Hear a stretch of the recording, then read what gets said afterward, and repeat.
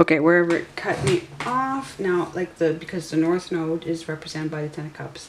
And for me, that's in Virgo because I'm a Pisces South Node, which is also a very happy placement. It's like if you're a Pisces South Node, then you would just rather go back to the heaven you came from. It's all golden. And especially, add that to the Leo, and it's like, yeah, I grew up, my childhood was spent, well, in hospitals a lot of time with my mother as she was dying, but in between that time, in those times, I grew up backstage at the concert hall, at the symphony, at the, chamber orchestra, different performance venues, the ballet, art galleries, anywhere that, because my mom was an opera singer, classical singer. And so I grew up in, my home was very modest, but the lifestyle was extravagant, yes? And so perfect Leo, 5th house South Node background where it's just sort of like, well, there's nowhere to, but there is. I mean, it was very colonial. It was very privileged. It was very, it needed to be balanced with absolutely understanding what life is like, period dot, and what evil is. And so when she died, it all disappeared. And then you have to decide what you really want. Do you want that back, or do you want something slightly different that doesn't necessarily sell out completely as that sells out? But she worked her ass off. She was a very hard worker as a singer and a teacher and a choir director and adjudicator, you name it. She, so I apprenticed from her in that way by watching her and going to work with her. But,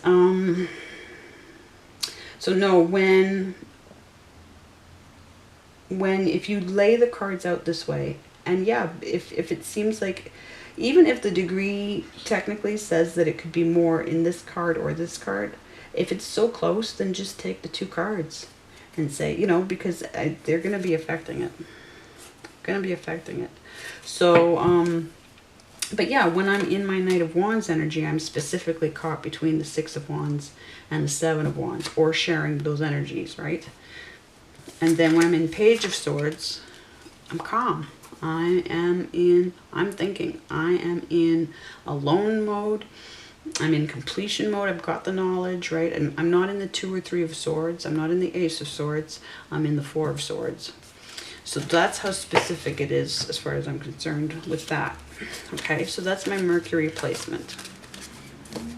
When it comes to 3rd house, let's just deal with the Capricorn, because we know, we have an idea of the Pisces and the Aquarius. Well, no, hang on, bear with me. Okay, so let me get the, actually. So for me, this is, I put Gemini as cardinal, and given that we've started the whole house with that Finger of God tornado situation, and they have that 3 binary star system, triple binary star system in Castor that creates that vortex, yes? So I feel completely affirmed in all of that. So this for me is 3rd house energy. So we're going to try and figure out how we marry Hermes energy to that Mercury being Hermes, yes? But then who is the real Hermes? Now, another thing that I want to point out is I noticed, because of the symbols attached to Hermes, the lyre, which is like a lute, the winged feet, wings on the helmet, yeah? There are statues of David, as in David and Goliath, okay? Especially Donatello's, where he definitely makes the connection between David and Hermes. Therefore, we need to look at, and I found a book that is connecting David's energy to Tutmosis' energy in Egypt. Now, if we add into that the Bible came from Arabia and that Egypt was mistranslated, okay, and it was actually, and I totally will back that book by Kamal Salibi till the day I'm not even on earth anymore. But then we have to totally revise what the relationship was between the Old Testament Jewish tribes, the pre-exile tribes, okay, we're talking pre-Babylonia and exile, and Akkadian exile. No, is it Akkadian? Assyrian. And any relationship they had with actual Egypt, right?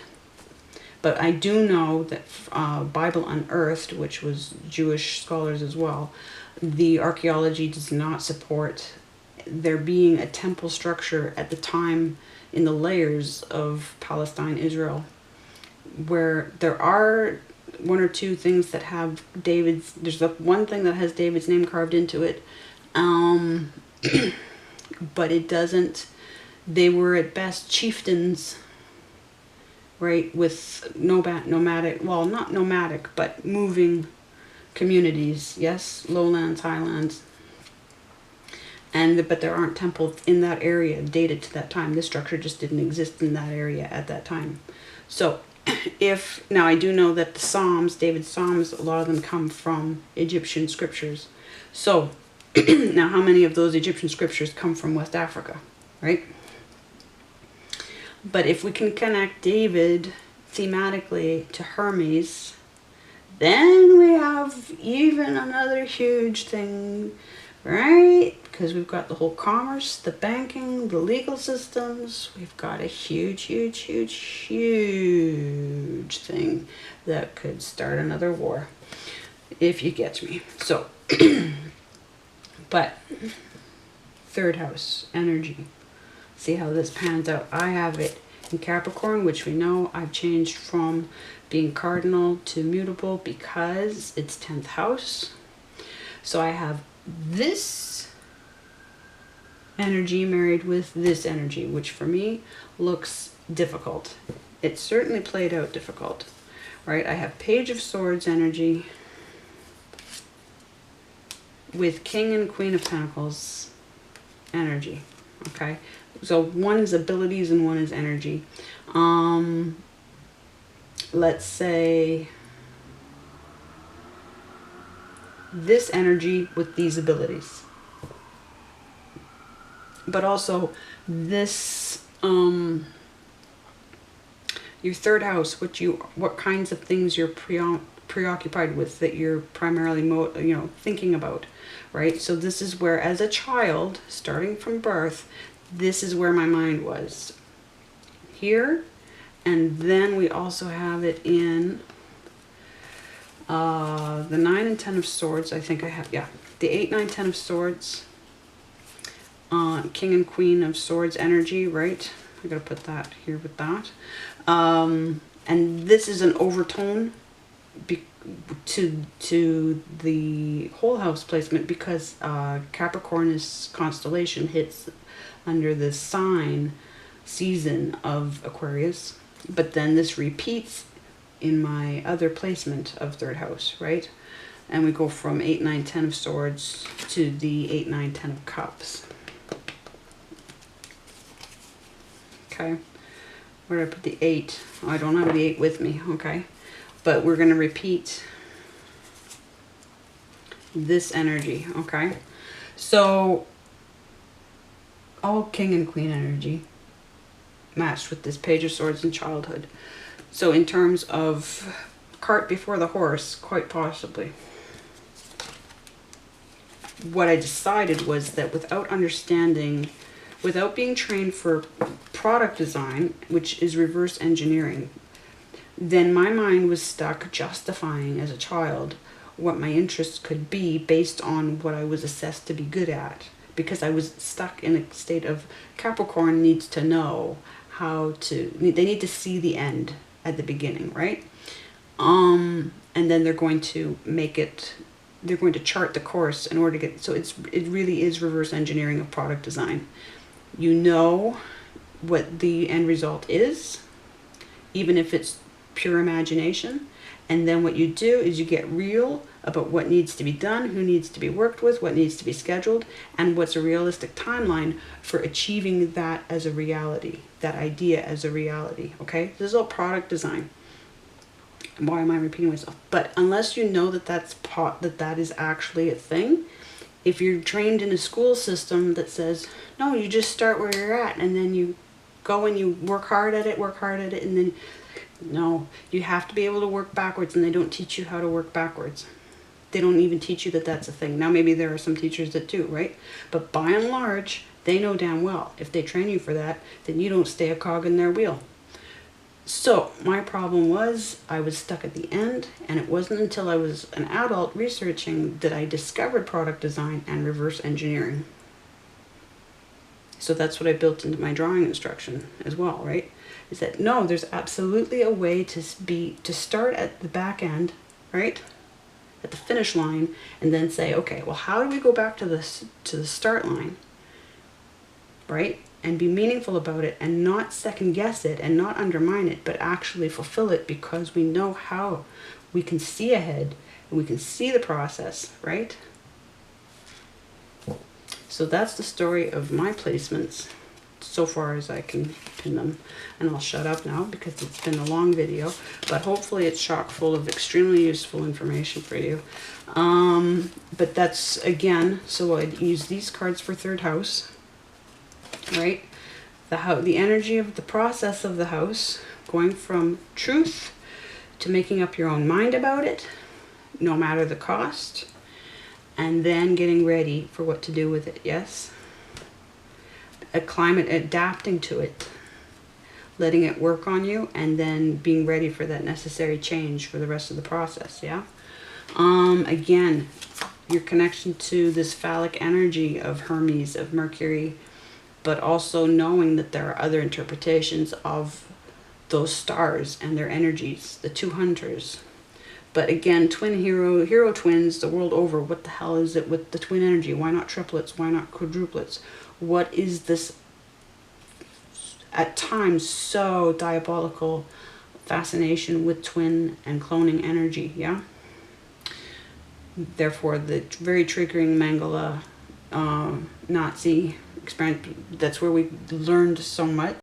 They built psychology, not that it isn't a thing, but they built it out of the torture programs. They built it out of their research through torture, and especially of children, okay? But adults as well, of course. If we go back to, all right, here we come full circle with, well, yeah, absolutely, yeah? But Jacob's Ladder, when we get back into, I've got contact Alan Atkin, who is a survivor of, and her parents were victims as well, of the Allen Memorial Institute in Montreal. She's part of the class action lawsuit against them for what they did through torture. And we know that they were just like a little hub to train everybody else. And they were funded by the CIA, and they always got away with it. But hugely horrifying stories there. So it ties back into all of this. So I'm getting the answers faster than I can process them, with the photos anyway, and keeping up with the photo diaries. But it's all there. I am catching everything as I go, and when I can, once I've got the drawing stuff up and running and get that out of my head, and it's by and large done. I've got 4 books that need to publish. Well, the one is going to publish first and get that running as an ad campaign. But so what you need to know for this is how I would use the energy when you're looking at your house and third house energy, this process, yeah. Use this card for your Mercury placement. And again, if you're reviewing your South Node, okay, your North Node, and South Node. Not that we're on nodes right now, but just in case you're going back into that. And so what's interesting also is the South Node card is in with in my mind, in my third house with my North Node card as well, but not in there. You know what I'm saying? There's a lot of back and forth. So, and then looking at getting cards out for, again, those placements of Knave of Wands being Aries, first house, King and Queen of Cups being Pisces, 12th house, Knight of Wands being Leo, 5th house, and Fool being, again, an echo of this Page of Wands, right? The completion of the Page of Wands. So, and then Major Arcana, right? Oh, I pulled him in from the Major Arcana side. Okay. And so this process, these processes of That's how I use the cards to tell. But yeah, pinpointing again, just in case I'm putting so much at you that you can't keep track. What did I say? I had the Three of Wands, right? This is the very specific placement of my Mercury, the Three of Wands. And we're just working our way in. What I'm doing, right? I've got my dot there for my Mercury, and I'm putting like just as a line, right, through to the center, okay? And then I'm looking at how it's hitting Aries. I'm looking at how it's hitting Pisces in those deacons, right? And I'm looking at how it's hitting 5th house and how it's hitting 3rd house. And that's how I'm getting specific, right? And then with Capricorn, well, it's the whole house, so it's all of Capricorn. Yeah. And so that tells me why I need the Four of Swords there, right? There are my 4 layers. Okay, I think that's it. So we pull all that together, and then for next week, the issues of this house and who's helping in it or to what ends. I think basically everybody's helping almost in every house, but there might be, I'll see what I can find out that's specific to this house, but what I need to be worried about. But again, if we're looking at it, see, it's not even just about the Three of manifesting. If this is a salesperson, then the ethics of being an excellent salesperson. So we're looking at, in 3rd house, we're looking at how you market yourself. Absolutely. Who you are, how you relate to people in a commercial way.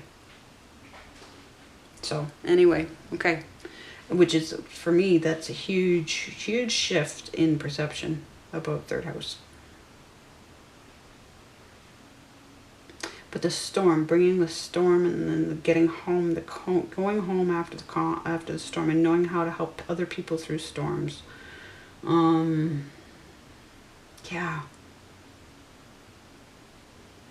And then leading to 7th house of Libra. So the the early diplomat, being able to see ahead.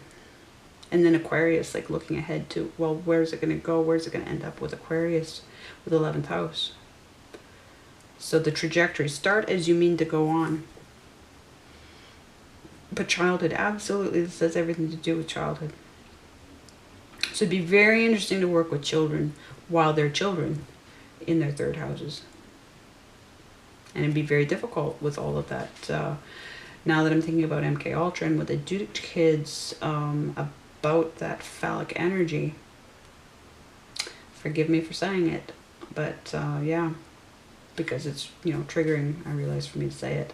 It's not a nice thought, but it's extremely on point with what they do. Okay. So on that happy note, but no, it's there's so much to take in here with this house. It's really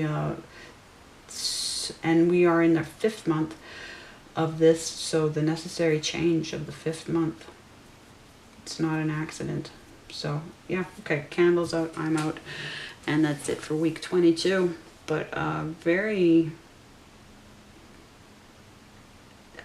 can't even take it all in how important this is right now. House after house after house, but Gemini, for God's... Again, in the Gemini, there's that card of the 2 Gemini. In the astrology deck that so many readers use, that have the zodiacs, yeah? And Gemini has those 2 twisting figures. And there's an 11,000-year-old statue from Bethlehem. One of the 2 Bethlehems, but the one the most commonly associated with the birth of Jesus. There's a statue. I'll get the name of it.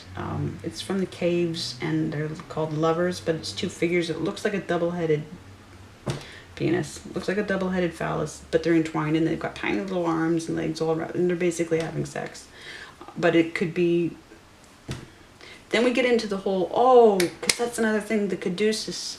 This another symbol of Mercury, the caduceus, the 2 snakes entwined around the staff, yes? But then that's not a proper medical It's not a medical symbol. It's a commerce symbol. The real medical symbol is a single snake around a staff. And so the World Health Organization, that I can't say anything nice about, uses that, the single snake, correctly. And many institutions that are professional medical institutions use a single snake.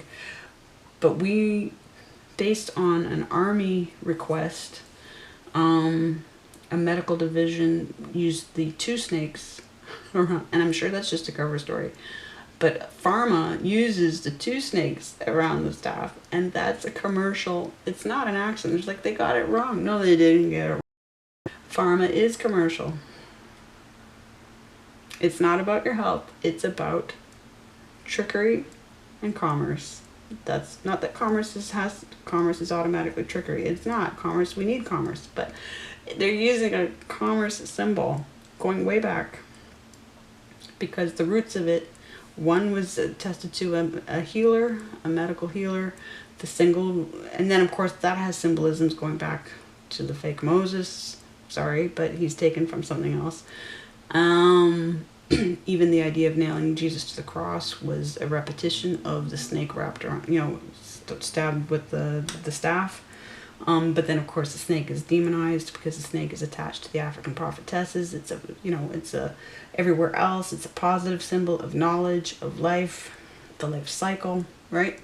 And so we have all of that tied up in Hermes and Mercury as well. And so, good. That's my final point for right now. But one other thing. I did go start with my planets. I just gave them their own page, and I listed all their aspects. Okay? Just to get a sense of one planet versus another planet in terms of how many aspects. I've got it listed on one of these pages, just like in the margins, right? But then I was like, okay, well, let me get it listed on separate pages. And so my Mars, my Lilith is quite strong, but I have several planets that's very strong, and I only have 2 planets, I think, that don't have quincunxes or biquintiles attached to them. So my Saturn and my Jupiter, even though they have very strong aspects themselves. But I think my Mars wins out. Yes, Mars wins out. It has 7 aspects, so far as I can tell.